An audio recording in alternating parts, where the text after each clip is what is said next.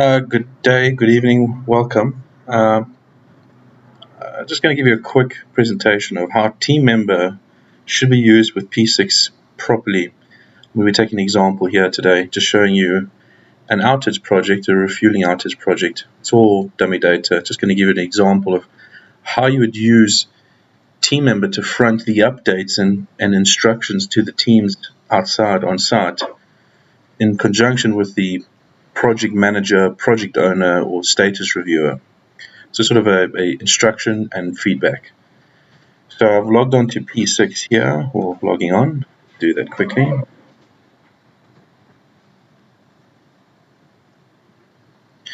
Right, so this is the day in the life of a project manager. When I go over to Team Member, it's the day in the life of a foreman on site who will be giving us the updates from site as they happen and as they are updated. So logging on to P6, I see my dashboards first, whichever one you left off last, and we'll go into P6.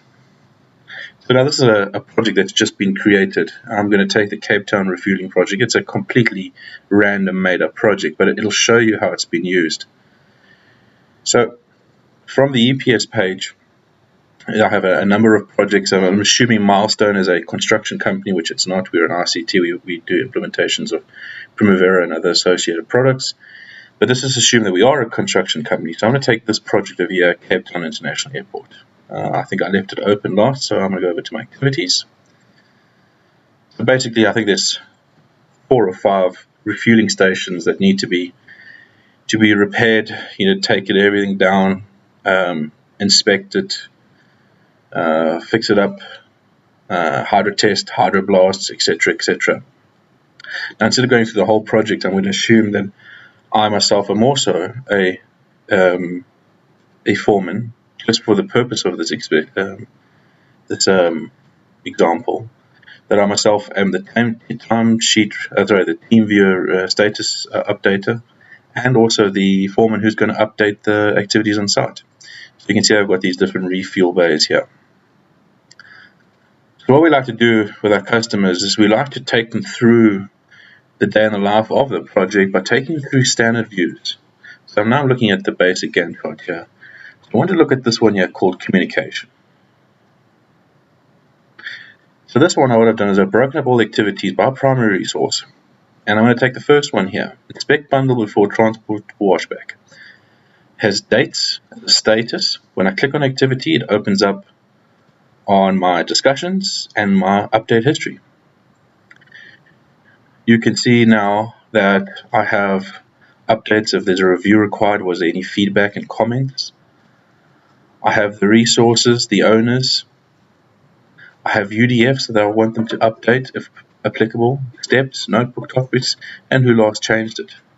So this is a way for me to now communicate between the team members or the resources to be in fact, between myself, the team status reviewer, and in the resource itself. So let's take this activity here, E101, inspect the bundle before. So I've planned this work, and now I've assigned the resource and say, please go and now update me on site. So if I was now the foreman, now I'm acting as the foreman on site, I have my tasks, and we have that E101, inspect bundle before transback or washback. First things first, what can I do from here? Well, I can start the activity when I actually physically start, but let's go through the documents. So the project planner can now go and plan the activity and assign documents to the activity. So general practical details. They can also go and give topics or categories of discussion. In this case, notes. Well, there's nothing to note yet. And I myself as a foreman now can go and edit it and update if there's anything important. I'll just go about to start.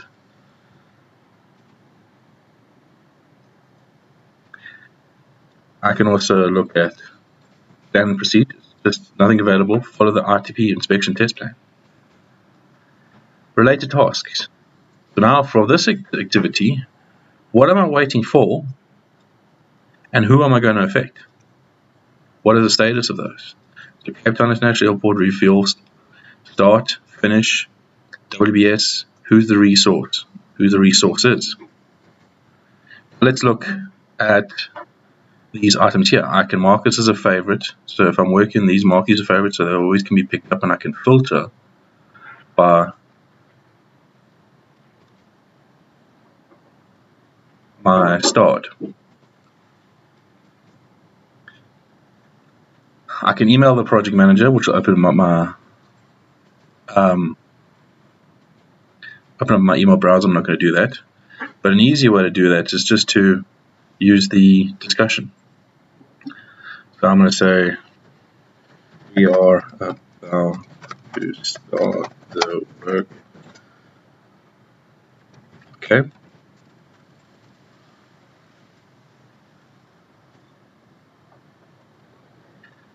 I can mark this as complete. If it's not complete, I can mark this started by, finished by, expected finish, percent complete, and what's remaining. This is the most important. In addition to that, with this release now, I can also, if I'm the team leader, I can go and update other team members.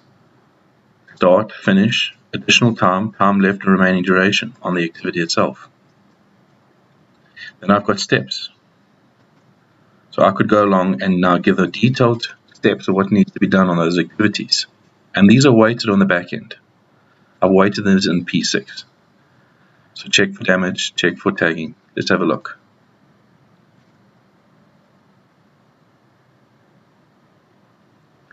So on my steps,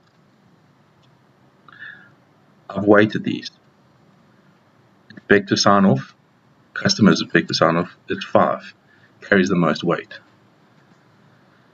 Now, the foreman and team member can mark these as complete, for example. In addition, they can add steps if it's applicable. And finally, codes and UDFs. So now I could choose which codes are available to the foreman or the team member, and which are editable and not editable. So go, no go, work type, reason for delay.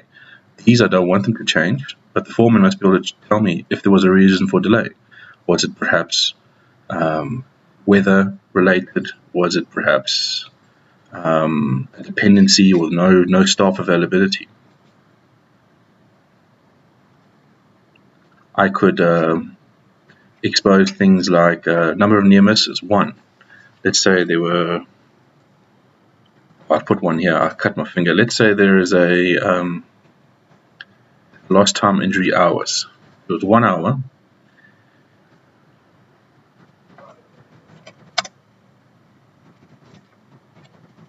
My finger was bleeding. This is an example. Remember that. Lost time injuries was updated. So now I save. So now we'd expect that to go and update into the schedule. Well, not quite. So for now I'm playing the role of project status reviewer. Back in P6 again. It takes a few seconds. And I will get a notification. Those changes that are made to the UDF or the start dates that are made will not take effect until I've approved it.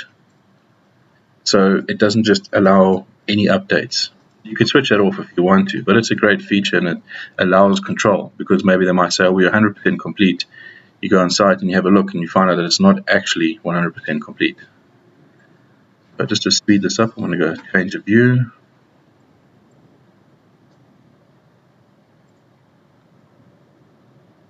This has been hosted in the UK and I'm in South Africa, so one of the challenges of South Africa is infrastructure. Let's just get that going.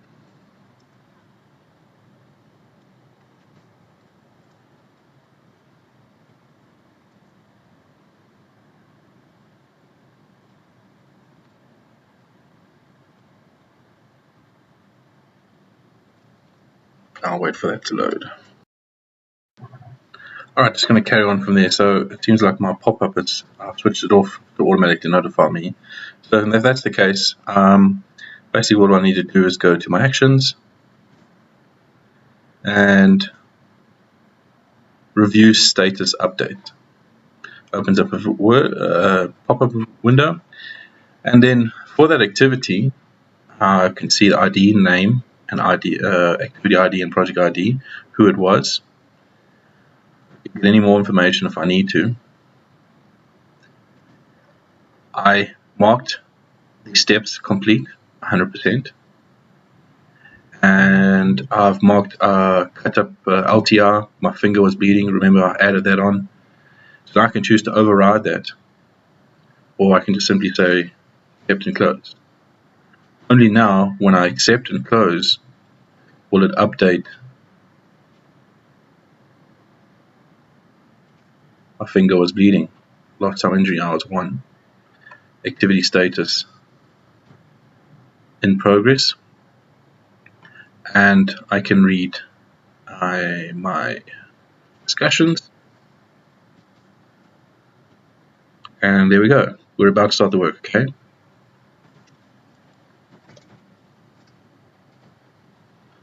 So that's just an example of how we set it up. So we set it up into views after we've planned the project, after we've assigned the resources. We define the status reviewer, and we give out the work for them to go and update the work, and we communicate that way. And that way, by saving lots of money on ad hoc meetings and long-winded emails trying to understand what's going on, this way we can collaborate and get the actuals from site immediately through a process of approval and update our schedule accordingly.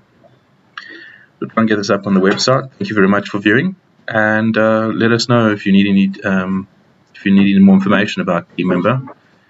Feel free to go onto our website, www.milestoneSA.co.za, click on the contact icon, and drop us an email. Thank you very much for watching. Good day.